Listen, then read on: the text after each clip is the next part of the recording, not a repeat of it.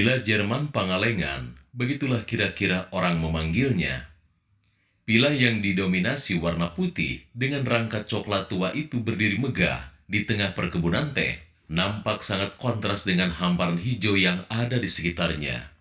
Villa Jerman Pangalengan berada di kawasan wisata perkebunan teh Cukul. Julukannya itu berasal dari bentuknya yang mirip dengan rumah-rumah pedesaan yang bisa kamu temukan di negeri yang dikenal pula sebagai Dutchland itu.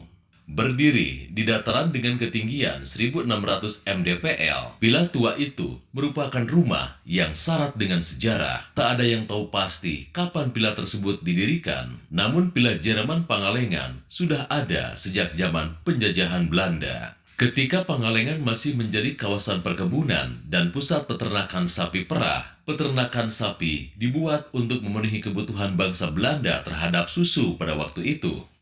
Di balik keindahannya yang menghipnotis, kabarnya bangunan yang juga dikenal sebagai Villa Cukul itu menyimpan kisah misteri. Konon, landmark ini dikenal pula sebagai Villa Merah karena kisahnya yang menyeramkan.